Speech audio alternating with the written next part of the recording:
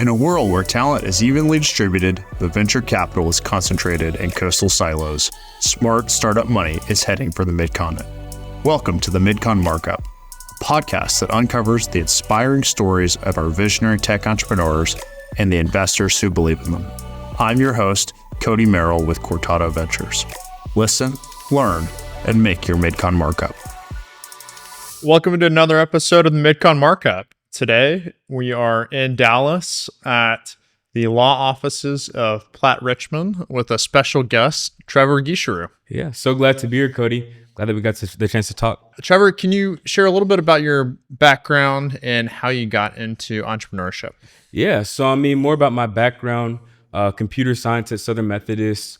Both of my parents are actually entrepreneurs themselves, so have definitely been immersed in kind of that space for a while. I had some grandparents that did the same thing too. So when I got the entrepreneurial itch, I just had to get started. Can you talk a little bit about your origin story with your current startup? So some more about the elevator pitch. I own Nurovant AI. We're an AI education technology startup that looks to improve learning outcomes for students and provide teachers more analytics on how their students are performing. And who do you sell to and who uses the product? So initially started off selling to customers, students. So some more about how I actually got built and started. Looked to solve a problem for myself regarding just different terms and whatnot. And then also when I started, I ran it by a mentor too. So some more about what we're going to get into is definitely had some intention behind starting it at first, but as time went on, continued to iterate through that. So you've always been entrepreneurially inclined ever since you were in college. You had different ideas and you would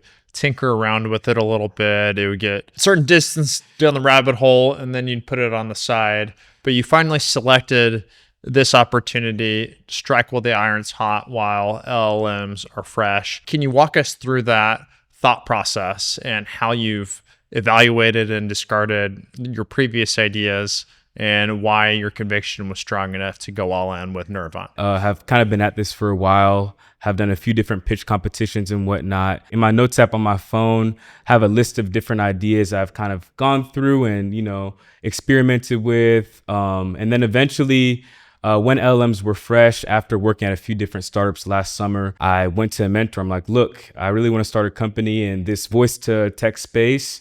What do you think about these three different options: healthcare, education, and legal? And then from there, he was like, okay, you could really solve a problem for yourself if you choose education. Did some more research, saw the opportunity to really innovate in this space, and then kind of hit the hole from there. So the old adage of build products for the customer of yourself has been helpful for you. Yeah, definitely. So started kind of looking to build a solution for myself. So what that process looked like I said before, ran it by a mentor, got his thoughts, built a POC too, so a proof of concept to show that I could actually build the software with the existing technology at the time. This was like about August, September last year. So OpenAI and all those different LLMs were still very fresh. So the initial problem you were trying to solve for yourself is you were a college student and you wanted a more efficient way to take notes from the speech input of your professor. Yeah, there was definitely a specific class that I remember, chemistry class that I was taking, where I felt like some of the stuff that I was listening to in class wasn't sticking. So I was like, man, this is frustrating. I feel like there should be something that is able to kind of aid this process, as far as, going from voice to study aid immediately. So yeah, definitely looking to solve that just kind of memorization stickiness problem that I saw for myself in that specific class. Yeah. Necessity was the mother of invention, but now that it's been invented, you've had quite a bit of early success. You developed some traction. Can you talk about the status quo of where the company is at? Yeah. And then maybe delve into beginning to end product workflow. Currently have about $315 raised from this round, being backed from Westcott Investment Group, local to Dallas. Techstars Tulsa will be journeying up to in a few weeks, or actually a week from now. And then To the Moon Ventures as well, along with some other angels as well, one being a former EdTech operator himself, having sold an EdTech company. So that's the status quo of fundraise. And then Right now, also making an engineering hire as well, bringing some early firepower onto the engineering team, and also selling into schools now. So initially started selling to students as I was looking to solve a problem to myself, but we got some inbound from different schools looking to solve this problem on a bigger scale, looking to help their virtual students, as that's already a hard space to learn in, being on Zoom, being on Google Meets, doing that. And then also some schools are asking for a proctoring solution as well that we're building out. So your product started maybe as a thin wrapper on existing third-party LLMs to help with the speech to text and just basic note-taking functionality. But it sounds like that's just one element of a much broader holistic learning product that you are developing. So like after somebody gets, they Logs in, attend the lecture, Yeah. they have some input that goes into the model. Then can you walk us through all the different ways that your product helps their learning journey? So as far as workflow goes, they log in the platform. At first, it would be they would have to record on either a phone, a laptop, Android, any device. And then, like you said, it was a thinner wrapper. So pulled the terms that were mentioned a lot that proved to be key terms, made flashcards from those, generated quizzes from those as well, those transcripts, and then also summaries too that had some YouTube videos and Wolfram Alpha integrations as well too, to get like a deeper understanding of each term. So that's how it initially started. And then, as you said, like it's become a more robust education solution. So working with virtual classrooms that are hosted on Zoom, Google Meets as well, and now even Microsoft Teams is one that's being requested, as well as WebEx too, pulling directly from what's being said in that class and then providing more in-depth tools to the students as well. Like I said before, it was pretty high level at first, now moving into active recall flashcards, adaptive quizzes too, which are definitely a new invention. Got some inspiration from Squirrel AI. So that kind of looks like the student takes the quiz, based off the scores, it's able to pinpoint Trevor's learning gap. So let's say that we're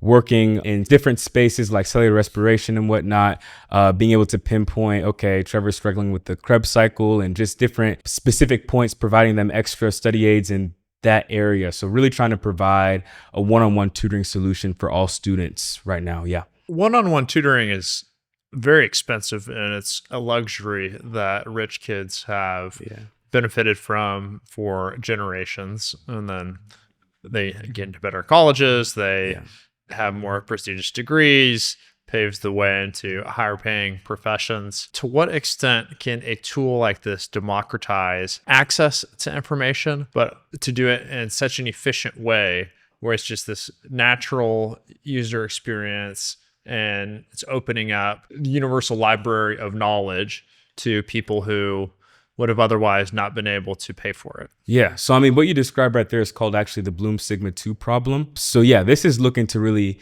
even the playing field for all students, provide that one-on-one tutoring to all students, because it's proven that with one-on-one tutoring, you can get all students to the 90th percentile of the classroom.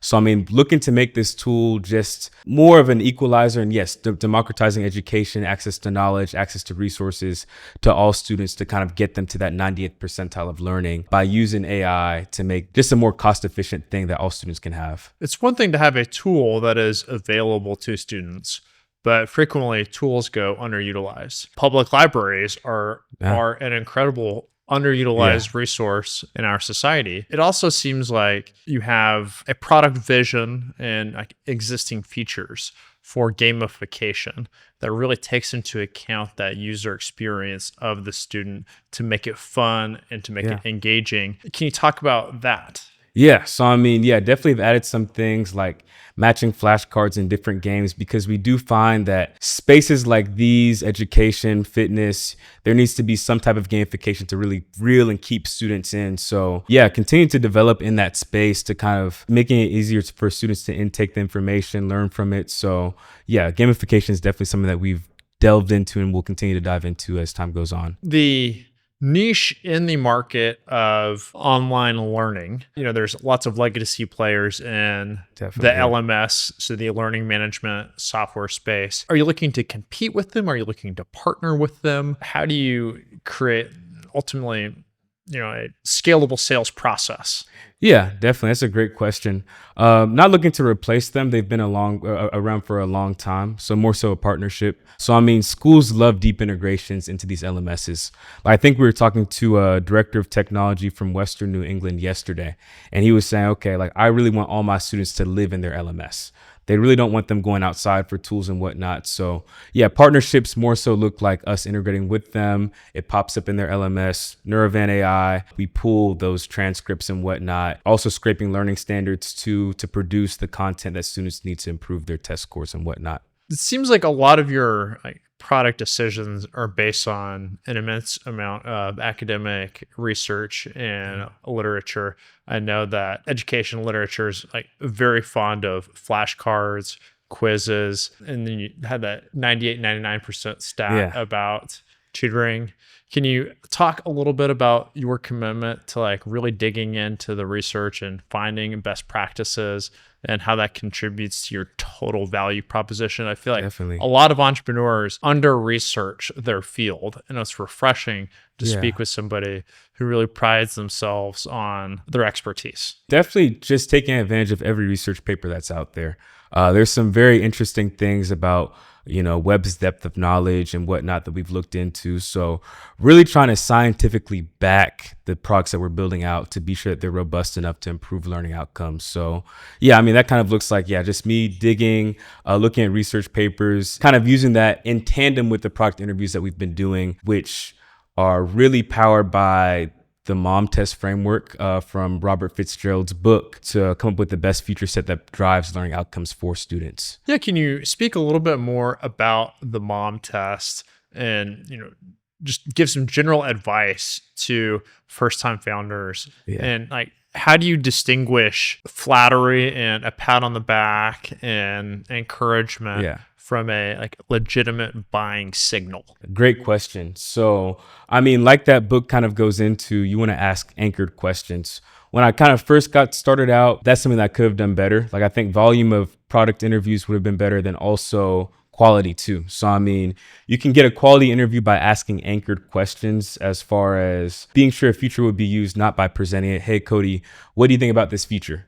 More so asking them, because I mean, the thing that the MOM test talks about is if you ask it like that, people are going to want to flatter you. You're going out on a limb to start a company, do some good in the world, taking a risk. Of course, they're going to support you. So, I mean, asking very anchored questions as far as how often does this problem occur for you? What are your habits? How often do you use this tool? What are your pain points? How often does this problem occur? Like I said before, and then also some things around what other solutions they've tried before, because if they've tried other solutions, that means that this is definitely a spiraling problem that needs a solution. So, I mean, you really want to attack those problems that are hair on fire problems, as kind of talked about in the MOM test, and not really lukewarm problems where people kind of want a solution, but they're okay with what they have. So, I mean, the fact that they go out and try different things really signals that building something in that space will be worth their time. So, I mean, asking anchored questions like that in interviews can really improve, just product usage and getting to product market fit. Something else that I've noticed about you is that you don't really seem to fear cold outreach. You really put yourself out there. Maybe internally it's as hard for you as it is for everybody else. But what advice can you share with founders about reaching out to people, building a network of mentors, making it enjoyable for them so that they take ownership in your success and continue to help you out?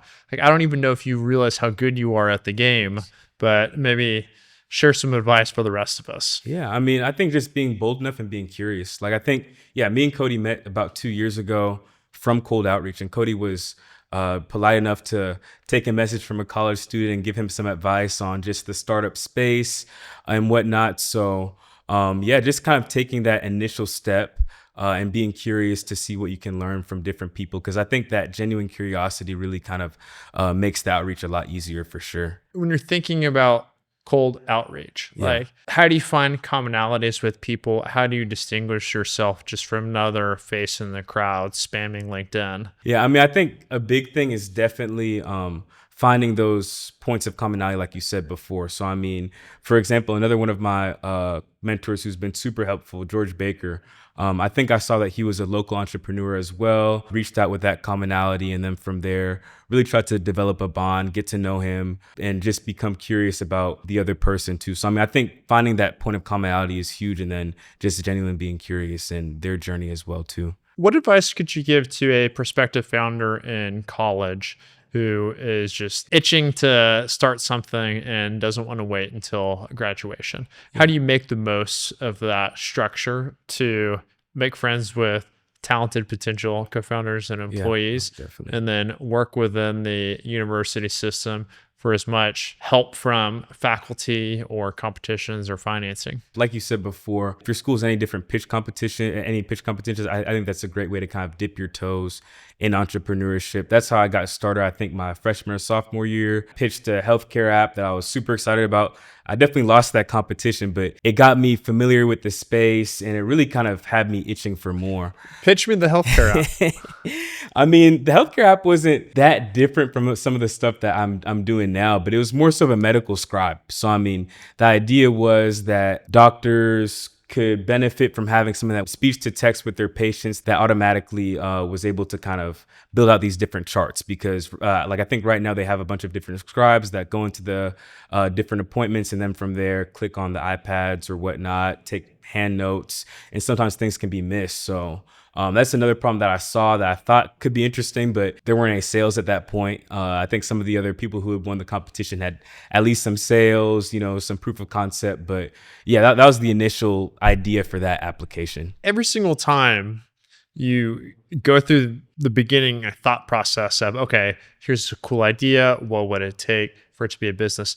That's an iteration that helps you whenever you need to finally develop enough conviction to act and like push all your chips in and make this your startup. What about this current idea gave you that conviction to go all in and make this your startup that was missing from the medical app or other previous ideas that you had tinkered with, that you had researched, that you had began, to go through the beginning steps of talking with customers and exploring the idea? I would definitely say the fact that I ran this by a few different mentors. I think having mentors is huge. They saw a real use case for myself since I, had kind of gone through a few different classes that I told them about that I saw use for. So, I mean, I think kind of seeing that personal use case myself and then also kind of looking at the wider landscape that LLMs were fresh and that this sector within education was very ripe for innovation. So, I mean, doing broader research kind of brought me that conviction and also kind of thinking about my own use case. So, I mean, those were 2 or 3 things. Yeah, like research, looking at the broader landscape and seeing a personal use case really brought me that extra conviction with this idea. How scared were you of competition? That's a great question. I mean, I think it was definitely something that was continuously on my mind, but as time has gone on, I've kind of realized that this is a very wide space. Education has so many different segments, which is great. Like there are applications that are better for math classes and then science classes. So as time went on, like I realized, okay, if I kind of niche down instead of taking a very broad brush approach, because that's why I kind of initially thought I was thinking, okay, this could be good for all students. But as I've kind of looked at usage numbers and Google Analytics, I'm seeing a higher usage in those science term heavy classes, history classes, in the social studies. So I was definitely very concerned at first, but then as I've kind of learned the space better, all the different segments that exist, and then there are even things that are for online classes, like we talked about, different tools for proctoring solutions. So as I've kind of learned more about the landscape and segments, that's kind of eased it a little bit. But I think it's always good as a founder to be somewhat paranoid and to want to break things fast and build quickly. So definitely always on my mind, was a little bit more worried before, but a little bit more relaxed now. Have you found that the product adds more value for memorization and knowledge accumulation, or more in analysis and like helping people think through problems more abstractly with more context? Yeah, I mean, I think it's great for memorization. Like we're seeing a lot of usage in those spaces, the flashcards, and especially the quizzes too. So if you're looking at web's depth of knowledge, I think we're really at that first tier, second tier, really supporting students in that memorization, especially. Looking forward, like what do you want your product to do in 5 years? The reskilling space is something big that we want to target. So I think doing all things education, as far as not necessarily all things within education, but more so all levels of education. Okay, yes, college, high school, K-12, but then also things like reskilling, upskilling, because I think as time goes on and AI continues to grow, I think there'll definitely be somewhat of a displacement of different jobs kind of for those knowledge workers. So I see this kind of extending in that same category in the web's depth of knowledge, but within different levels and age gaps, like just kind of really nailing this space at all different age ranges for sure is what I want to see this product grow into in the next 5 years. So something that you mentioned that your product currently does is that, so it can convert a professor's speech to text, but then for reference or greater context, it will also link relevant YouTube videos or Wolfram, other APIs that you're using. What does that look like? And how does that provide an advantage over alternative ways of acquiring information, like Google searching something or just using ChatGPT? How does your workflow provide the most comprehensive and time efficient sequence of steps for that customized user experience? That's a gret question. So I think the biggest thing is really providing knowledge quickly. So I think by providing those links within the summary, we're talking about eigenvalues here, providing a link to that. I think that really helps the student efficiently learn different subjects and whatnot. And I think what I was saying earlier in us moving into some deep tech spaces and within EdTech, providing personalized learning by using item response theory and some different knowledge graphs too, I think that this is going to really make it a lot easier and more efficient for students to learn. And we're seeing that with our current product usage as well too, by providing these adaptive quizzes that really allow students to hit their knowledge gaps more critically than before. Yeah. Well, Trevor, I'm always impressed every time we interact. It's incredible how you have the technical skills as the computer science student. You have the strategic vision of an entrepreneur, but you're also very personable and you're a great communicator. And I think it's the communication ability that will really distinguish you from other technical co-founders who have a hard time allocating enough time to sales and motivating the most talented employees. So it really is a privilege to get to work with somebody who's the complete package. Thank you for hustling. Congrats on the fundraise, getting accepted to Techstars Tulsa. As I can be helpful on your entrepreneurial journey, never hesitate to reach out. And looking forward to seeing what you build here in Dallas and where else you can take it. Yeah. Thank you so much, Cody. All right, it's a pleasure. Connect. Yeah, thank you. Thank you for joining us for another episode of the Midcon Markup. Please hit like and subscribe for more episodes.